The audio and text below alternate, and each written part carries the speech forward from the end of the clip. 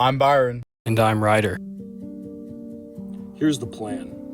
45 miles, no trails, all on foot. No resupplies, 4 to 7 days. First, we'll get airlifted into the tidal flats at Katmai Bay. We'll start working our way up the Katmai River. Here we go, making our way to the Cessna 206.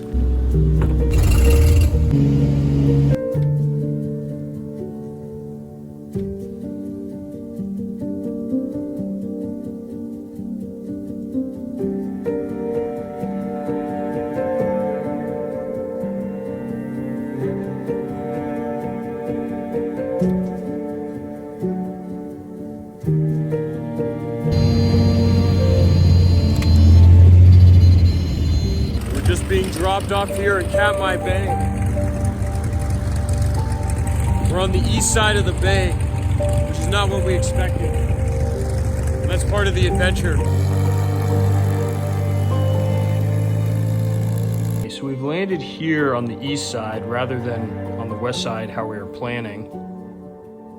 But our pilot said that we can still get over to Observation Mountain, which means we'd have to come up here and then we'd have to come all the way around this and back down, which will add another 15 to 20 kilometers. So we're gonna push in and see what happens. We'll see how thick it is and what the bear presence is like. While hiking through these areas, it's very important to be aware of bears, wolves, and any livestock that lives here. Really good example for safety. These are the whistle. This osprey comes with one. Or just yelling. We've got the bear spray at ready. We don't want to catch any bears unawares up here. We want them to know we're coming. And if they do come, we've got quick access to bear spray.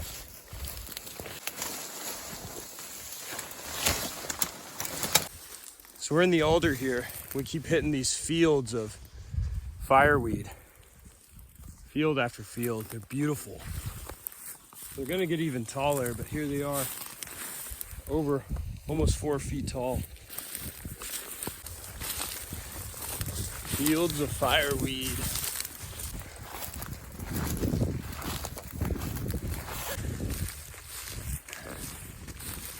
I'm currently scouting out through the alder, trying to get around a marsh. We've gone maybe a mile and a half out of the way to get around it. And I'm scouting out to see if we got around it, which we did.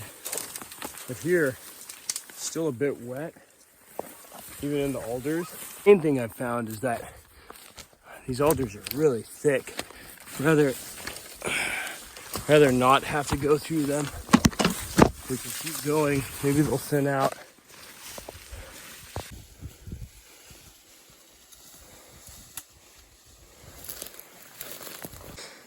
Everything's at least chest high.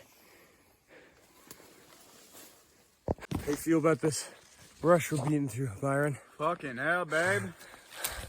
Look how thick this is.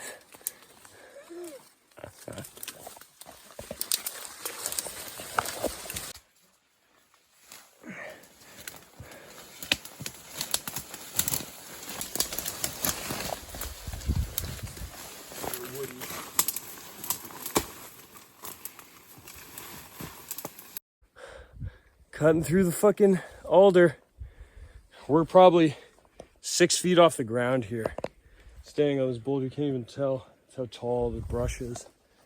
Been chopping through it, pushing through it. Every 100 meters is a super hard one. It's fucking insane, dog.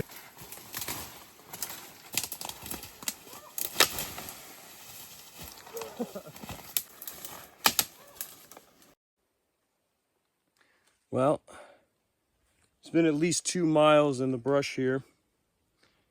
I think we've got many more miles. We're moving at less than a mile an hour through this stuff. Got my U-tool. We got gloves. So there's some spiky ones in here. Far and away. It's like at least double as bad as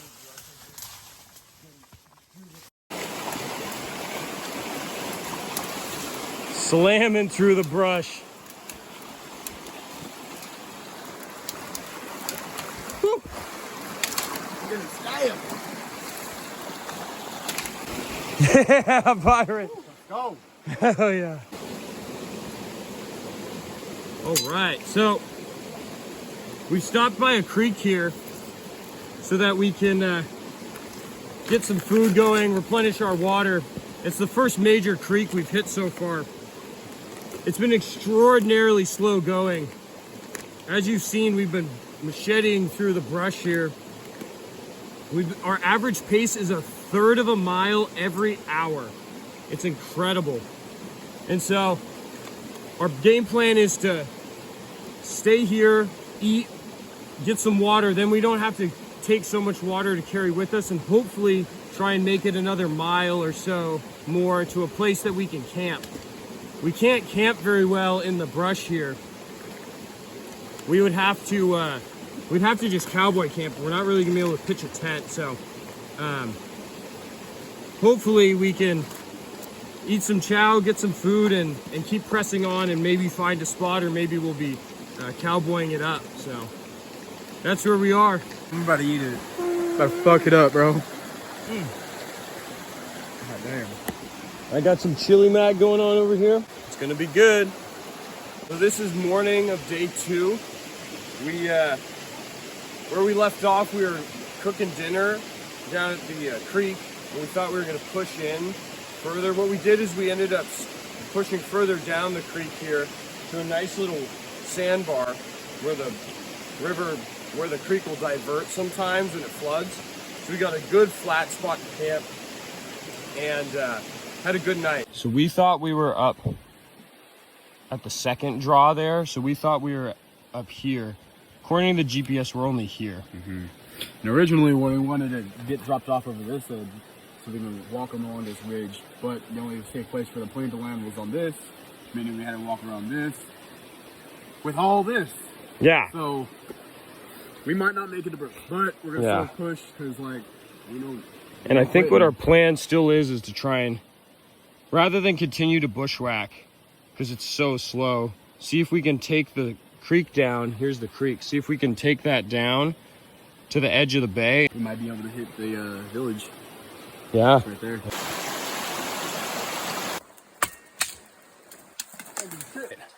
So we're here. We're still in the creek. We were heading down toward the bank of Katmai Bay, and it's gotten really marshy. So our decision now is to turn back and head toward the beach. And there's a gap. I got some. There's a gap at the edge of Katmai Bay where the river runs out, and we're wondering if we can pass that. We're just gonna have to beat through the bushes, make it back to the beach, and then go check out that that river, see if it's crossable. So we've been finding a lot of moose tracks around here. Moose are very, very aggressive. But this right here is just a perfect area for them. They love being in this secluded area. A lot of vegetation. But we've seen a lot of tracks, so we're going to be very cautious because I'm not trying to get trampled.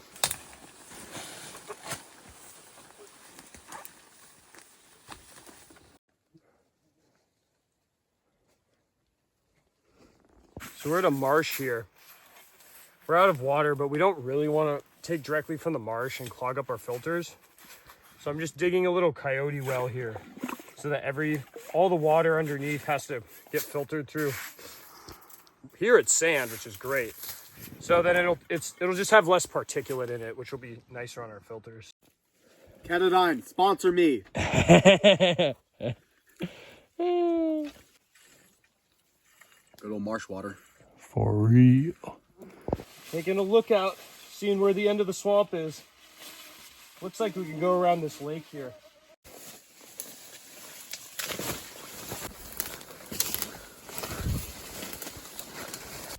Tell me what just happened. Immediately saw bear poop, turned the corner, bear bin, a few steps in, heard bears. Yep. So we've been trying to get around this marsh here, and we're right at the edge where you can get around. And that's when we saw bear sign, and then we heard a growling or some sort of grunting. So what we're gonna do now is we're gonna plow through. There's a section we can get through pretty well. We're gonna plow through the grass here and just cut through the last of it so we don't have to cross through where we think there's a bear. Getting her done. Man, that smells great.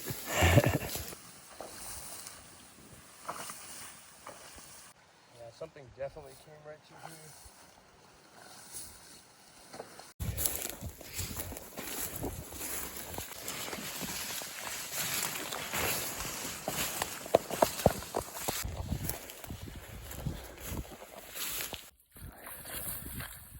In it. Logging through the marsh. Found a way to pass through it without having to go wading through waist deep mud water. We're gonna cross. There's a couple sections that narrow out. Right there is my trekking pole. That's the first crossing. The second crossing is right about there. So we go over the first water, and then there's a good path before there's another body of water right about there. And we'll be close to the coast.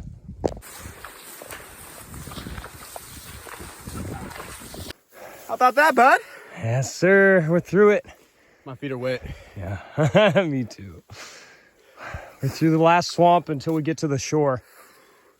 Yes, sir. I'm motivated by food, and that's it. So after coming from that marsh area, we stumbled through this little beautiful open field. The beach is right on the other side. We're walking through here. We were looking at some of the driftwood, and some of them doesn't look naturally made, you know, altered, whatnot. Taking a closer look, we found little pieces of metal that is inside the wood, so we can only assume this is Katmai Village.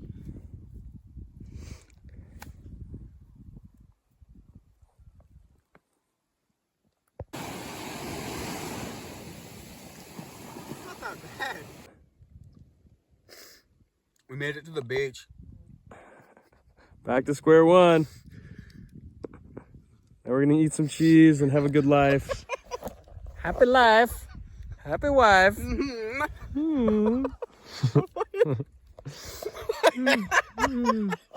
was fucking horrible.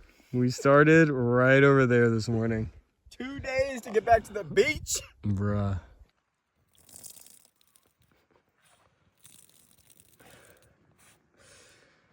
Marsh water. We're here back at the shore. We're gonna go cruise over for 1.5 miles over to the bay and see if it's passable at all, because we need to get to the west side if we're gonna make it up through the pass. There's some bear track. He's not a baby, that's for sure. We're right here. We've decided to cross the bay.